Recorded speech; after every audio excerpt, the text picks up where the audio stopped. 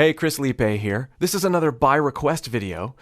I'm going to show you the basics of how I made my acoustic cover of The Day I Tried to Live. I did a Chris Cornell tribute video a few videos ago. If you haven't seen it, I've left the link below. But I'm going to open up the Ableton Live session, which is the DAW I used to record the song, and I'm going to show you what I did. You'll get to see how I built the song using homemade loops, and then how I used those together to create the song form. And I'll show you, I'll isolate different parts for you so you can hear certain things, show you my workflow, and then ultimately I'll show you what I did with different vocals, including effects and placement, stuff like that. So my hope with this video is that you take away some inspiration and some tips maybe for working on your own recording projects. And if you want to go deeper with recording, be sure to join my free recording course below. I have the link there too. And if you're interested in free vocal lessons, I have a link to that as well. Let's get started.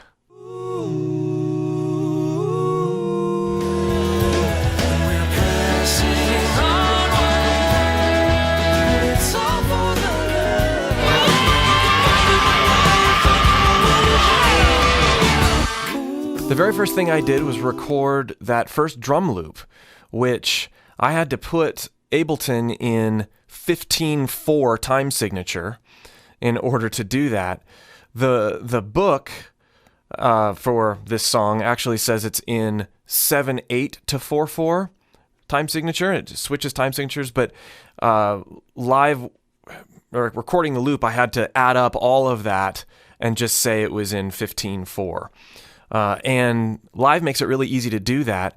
You just take the master name of all the loops that you're doing over here on the master track, you type in the time signature, and then it shows up over here in my tempo area as the time signature. And it's pretty neat. So you can see here I have the listed change in time signatures all along here. You know, it goes from 15/4. And I did 8/4 there, and then 4/4. This was for the one more time around section. This is the bridge, and then these sections are later on in the song where we don't go up to that E5 chord. We go to the starts with the B, and it does that lower walk down. But here's the first drum loop.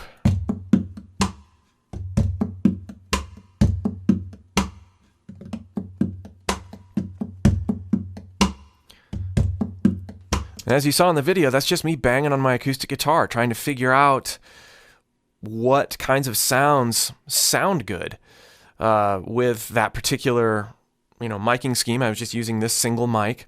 And you can see here, I have it quantized fairly rigidly. Since this was going to be the core riff of the song, the core loop of the song, I wanted to make sure that it was completely on and that I could build the song around that. But you can listen, if you listen to the whole loop here, it's the length of the verse. That allowed me to get some subtleties into the loop, like the little finger thingies.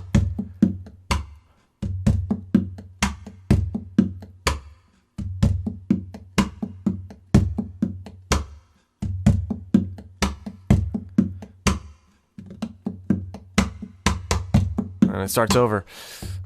Now the time signature thing, you can hear how putting it in 15/4 allowed me to finish the whole idea, the whole phrase before starting over. And then when we go to the 8/4, the next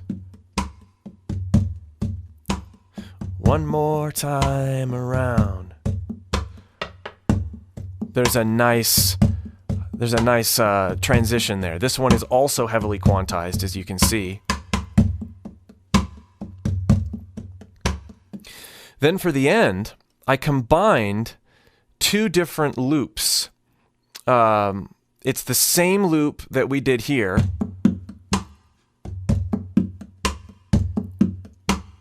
This is after the I should have stayed in bed. It's after that part. I combine this loop, the core loop, with this one here.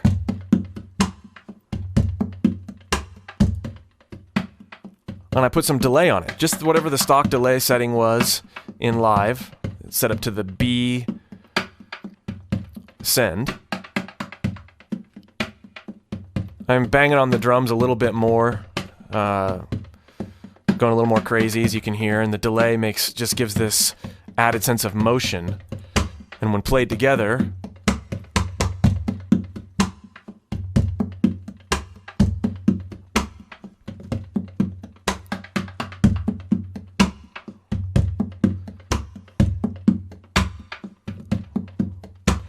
pretty neat sounding. Now the bass, really straightforward. Let's go back to the main riff there. Stop all, and we'll do.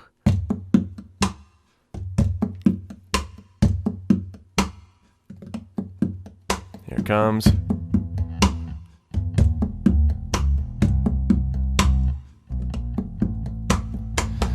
The bass is present on all sections and had to be structured in the same way that the drum loops were. So every time I had a unique drum loop, I went ahead and had a unique bass line with it.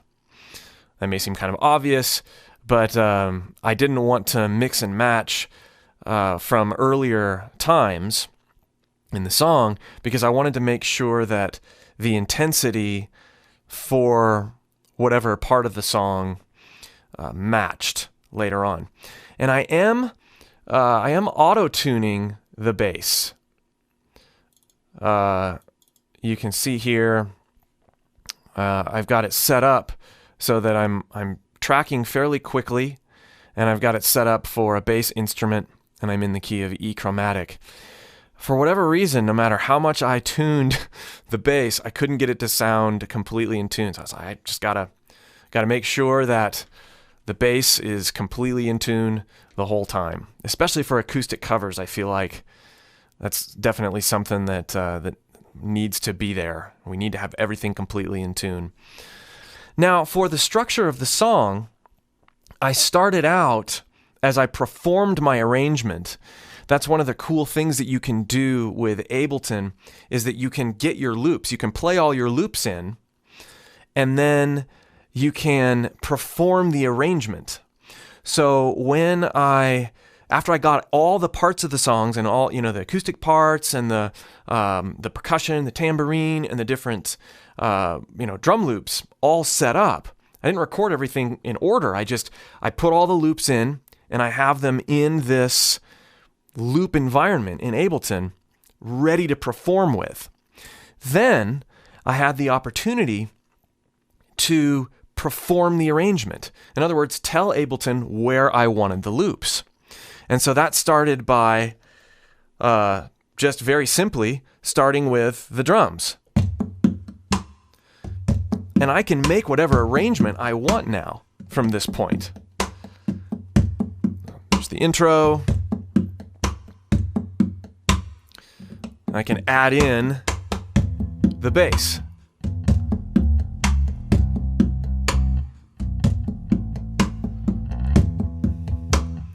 And I can add in here the acoustic guitars for the verse.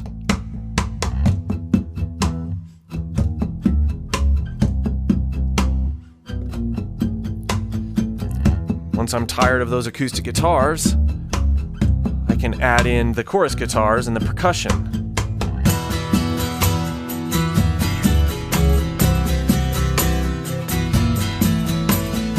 And that is all of those loops are stored on just this top section, all in the time signature of 15/4. And so once I got everything in place, I went through and listened and performed the arrangement using the loops. It's a super fun way to work. So then, of course, going back to the verse, you would kill some of those tracks that you don't want from the chorus and just go back to the verse. And then going into a different section, you can, for example, let's say I'm playing the verse.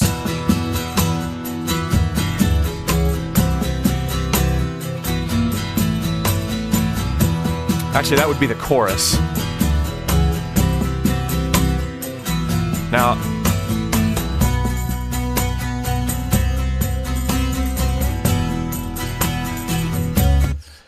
I wanted everything in that second row, all of those loops to be going, and that allowed me to just, initiate all those loops at once.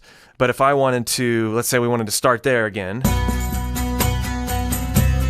and then I want to go back to a real quiet verse, I have to get rid of some of those loops and then build it again.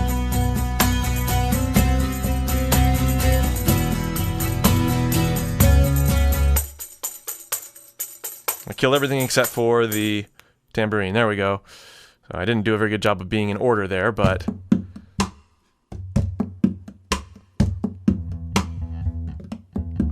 And it's easy to get, as you can see, I now have them off sync. But that's part of the fun of creating your arrangement using all of the loops. And it's definitely kind of a rush too. Like, I've got everything, I gotta make sure the arrangement is right. Now you could argue too in this case, well, why didn't I just do the more traditional way of, recording one part kind of all the way through, or recording a loop and dragging it out in a more timeline based situation? Because, Live has that too. You can see, here's my recorded arrangement. Here's all the loops and the bass. The reason is I really wanted to focus on each individual part of the song, the layers, the textures, how each sound fit together. And I felt like the building loops environment that Ableton offered allowed me to do that. And then once I was able to focus on each individual part of the song, the act of performing with the loops, sort of being a DJ, it was really fun and really fulfilling. It's a different way to build. But if you've never done it before, it's tough to explain the rush or the enjoyment behind building a song that way. So if you haven't, I encourage you to try it. Ableton's really the only DAW that allows you to do that in that way. But it's super fun. Let's take a look at some of the sounds. This is the EQ I have on the drummed acoustic. I boosted the lows and I boosted the highs, and I took out this annoying frequency here that, if I play those drums from the beginning and flatten this out,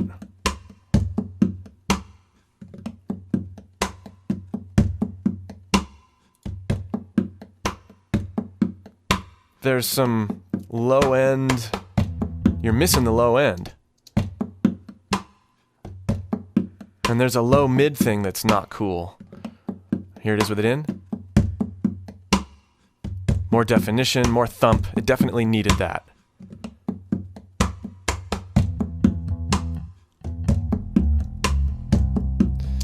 What's interesting though is when we go to my guitars, I have 0 effects on these guitars. I have no reverb on them. I have no EQ. I have nothing. I didn't, and no compression either. I didn't even add compression and EQ before in the recording stage going into my preamp. They are just completely raw.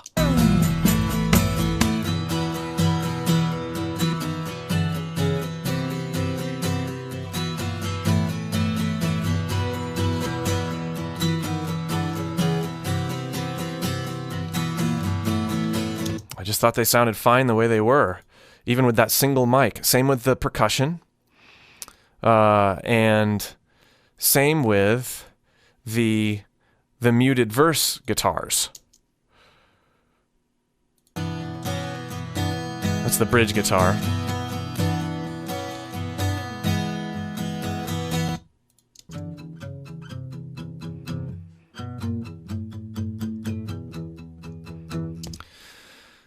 Now, some of these that didn't show up on the video, the EBO track, well, the initial EBO track didn't.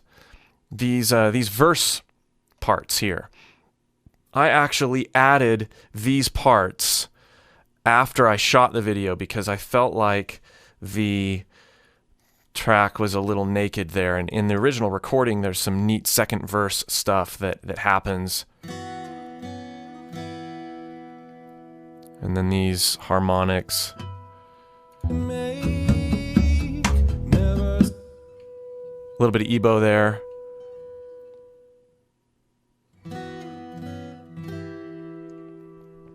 So those didn't make it to the video, but because I recorded them afterward, but they were much needed. And as I was editing the video, I thought, there needs to be something there, and just didn't shoot those on camera. So there's the basics of the instrumentation and how I built the song. Let's take a look at some vocals. The verse vox. The only effect other than having some reverb, I have a little bit of reverb and a little bit of delay on As any other day except a voice was in my... You can hear some of that verb in there. And just a tiny bit of verb, tiny bit of delay. It sounds dry in context, but it gives you a little bit of an atmosphere. I use for all the vocals, and this is one of my mainstays, in addition to compression and limiting on the way in, using my Manly core, I use additional compression, EQ, and saturation, and even limiting. I have this set up for the verse vocals. I'm using quite a bit of saturation. You don't hear it as distortion, but it gives it a nice sheen. I'm rolling off the low end here at about 170 hertz, so I'm not using a lot of low end. Part of that is because I was using a dynamic mic, and I didn't want to get... without a shock mount. The dynamic mic doesn't have a shock mount on it, and I didn't want to get, when I was grabbing the mic or doing things with the stand, I didn't want to get any rumble. But it ends up sounding fine. And then I'm using, in EQ, I'm boosting the highs quite a bit. Again, we're using a dynamic mic, so I need to boost the highs. I'm bringing the mids down, and I'm bringing the low mids down. And then the compression, here's where I feel like between the saturation and the compression really seem to work well. Even on the smaller, calmer parts vocally, I'm using a 4:1 ratio. I'm using an aggressive threshold, and I pretty much leave these alone. And then I'm using the limiter circuit. So if you see even these calmer vocals come in here, other day except a voice was in my head, I'm in the red, but it sounds good.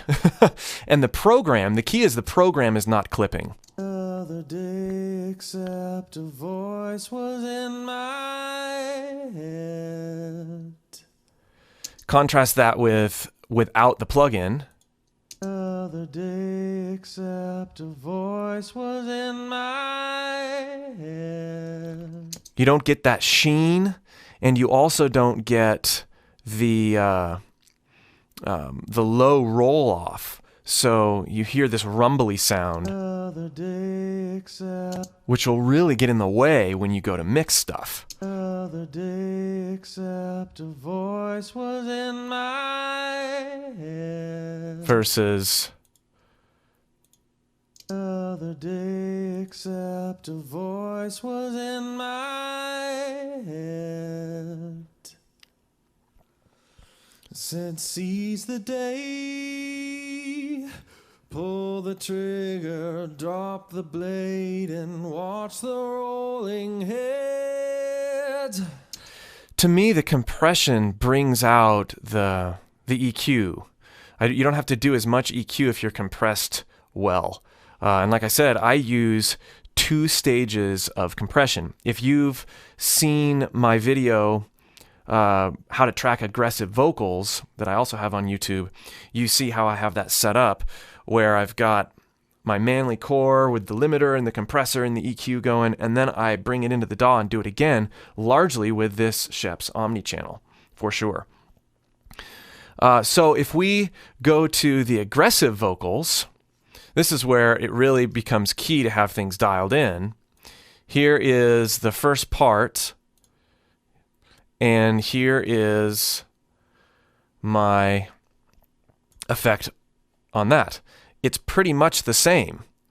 I like to set things up so that I can have the same feel as I'm singing into the mic the whole time. That helps me when I'm singing. I don't want to have to be like, okay, I've got one sound for my calm vocals and one sound for my aggressive vocals.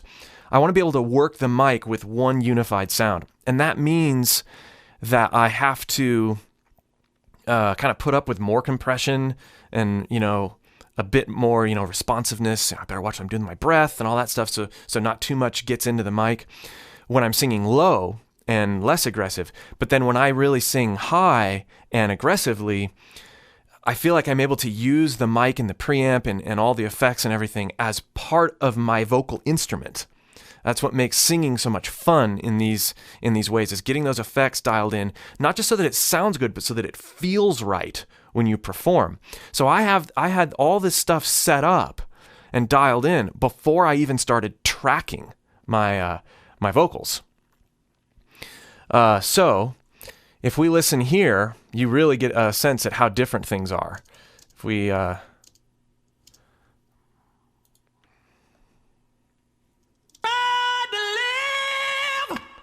go back here. The day I tried to live, I stole 1,000 beggars' chains and gave it to the rest. Yeah. The day I tried to win, I dangled from the power lines and left the martyrs stretch. Yeah. And you really can see things pegged over here, and it's cool. I think I used a little bit less saturation up on these vocals, and you don't hear it in the mix. You don't hear it as something that is distorted, although you hear some of that distortion here. That's the saturation. And it's also partly coming in from the manly, although I'm not clipping, I'm using tube saturation there just naturally as it's hitting the limiter. But if I get rid of this effect, listen to the difference. The day I tried to live, I stole 1,000 beggars' chains and gave it to the rest. Yeah.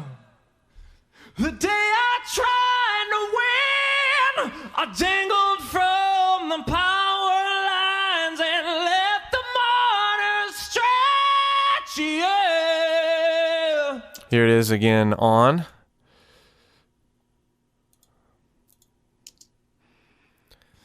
The day I tried to live, I stole 1,000 beggars' chains and gave it to the rest. Yeah. Much more contained, much more brilliant. It brings out the qualities in the voice, particularly when you reach up to that high C sharp. It brings out the qualities that you kind of want to hear. You want to hear, in addition to the voice breaking up, you want to hear the recording breaking up. And, when you listen to the original recording of this song that Soundgarden did, and you listen to that album, the Super Unknown, they were just masterfully producing those vocals, especially. The whole production on that whole album is amazing. But the way that Chris Cornell was using the microphone and the preamps and the way the producer helped work with subtle overload and saturation and distortion, I tried to emulate a very small amount of that with my setup here. This is what I ended up getting.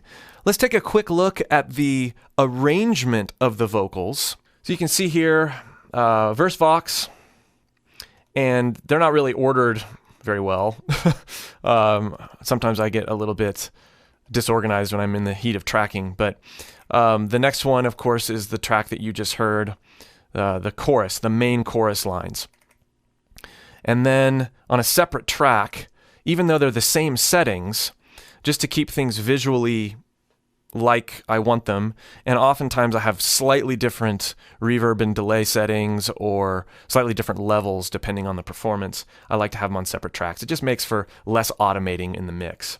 And I did automate not quite a bit, but you can see, there's some things particularly on the instruments that I ended up automating volume-wise. I mean, that EBow and everything. But other than there's no automation on the drums. The loop-based performances. There's little bits of a bump on the acoustic guitars when they first come in on each section. I had to automate those up in the mix. But when you look at the vocals, there's not much automation. You can see a little bit here and there to bring out certain phrases, particularly on the "One More Time Around" sections, and at primarily the beginning of phrases. That's where I like to automate most. But if you get your EQ and your compression set right, and you have your tracks organized okay, then you don't have to do as much overall automating. Main chorus, "One More Time Around," echoes. These are the echoes. And then this is the "I Should Have Stayed in Bed" section. This part is the "I Learned That I Was a Liar." I learned that I was a liar. And then this track is a different "One More Time Around." And then I've got the lower doubles that I didn't show on the video. Around, one more time around, one more time around. One of those I have very AM radio sort of EQ'd, and the other one I have more normal. One more time around. Those show up at the end, even on the "Learn that I Was a Liar." I was a liar. I learned that I was a liar. And then at the very end, this "Just Like You," that part was done on its own track.